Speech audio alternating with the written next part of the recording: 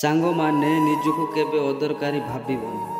ସାଙ୍ଗମାନେ ଅଧିକ ରେଜଲ୍ଟ କଲେ, ସାଙ୍ଗମାନେ ଅଧିକ ପଇସା କମାଇଲେ, ସାଙ୍ଗମାନେ ବଡ଼ ବଡ଼ କଲେଜରେ ପାଠ ପଢ଼ିଲେ ତୁମେ କରିପାରିବନି। ତ ନିଜେ କେବେ ଅଦରକାରୀ ଭାବିବନି। ଭଗବାନ ସମସ୍ତଙ୍କୁ ସମାନ ୱେରେ ଗଢ଼ି ନାହାନ୍ତି।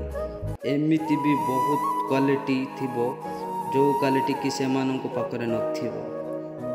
ତ ତୁମେ ନିଜ କ୍ୱାଲିଟିକୁ ପ୍ରଥମେ ଖୋଜିବାକୁ ପଡ଼ିବ। ପ୍ରଥମେ ତୁମ କ୍ୱାଲିଟିକୁ ଖୋଜିବାକୁ ଚେଷ୍ଟା କର। ତୁମ ପାଖରେ କେଉଁ କ୍ୱାଲିଟି ଅଛି ଯେଉଁ କ୍ୱାଲିଟି କି ସେମାନଙ୍କ ପାଖରେ ନାହିଁ। ତୁମକୁ ସେଇ କ୍ୱାଲିଟିକୁ ଆଉ ଟିକେ ବଢ଼େଇବାର ଅଛି। କାରଣ ଗୋଟେ ପଥର ରାସ୍ତା ସାଇଡ଼ରେ ଯେଉଁ ପଥର ପଡ଼ିଥାଏ ନା, ତାକୁ ସମସ୍ତେ ଗୋଡ଼ରେ ଗୋଇଠା ମାରିକି ପଳାନ୍ତି। ସେ ପଥର ତ ଭାବିବ, ଆରେ ୟାର ମୁଁ ତ କୌଣସି ଅଦରକାରୀ ପଦାର୍ଥ ନୁହଁ, କିଛି ଦରକାର ହୁଏ କି ନେଉନାହାନ୍ତି, ମୋତେ ଯିଏ ଦେଖିଲା ସିଏ ଆସି ଗୋଇଠା ମାରିକି ପଳାଉଛି।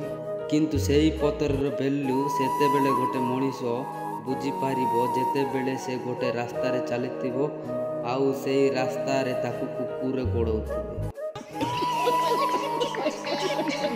ଦେଖ, ଏଇଟା ହସିଲା ବାଲା କଥା ନୁହଁ। ଜିନିଷଟା ବୁଝିବାକୁ ଚେଷ୍ଟା କର। କାରଣ ଆମକୁ ପ୍ରତ୍ୟେକ ଜିନିଷର ଆବଶ୍ୟକତା ଅଛି ଆମ ଦୁନିଆରେ। ତ ଲାଇଫରେ ତୁମର ବି କୌଣସି ନା କୌଣସି ଜାଗାରେ ଲୋକମାନେ ଦରକାର କରିବେ। ତ ନିଜକୁ କେବେ ଅଦରକାରୀ ଭାବିବନି। ପ୍ରଥମେ ଚିହ୍ନ ନିଜର କ୍ୱାଲିଟି, ଚିହ୍ନି ଆଉ କ୍ୱାଲିଟିକୁ ବଢ଼ାଅ। ଆଉ ଆଶା କରୁଛି ଏହି ଭିଡ଼ିଓଟି ଆପଣମାନଙ୍କୁ ଭଲ ଲାଗିଥିବ। ଯଦି ଆପଣମାନଙ୍କୁ ଏ ଭିଡ଼ିଓଟି ଭଲ ଲାଗିଛି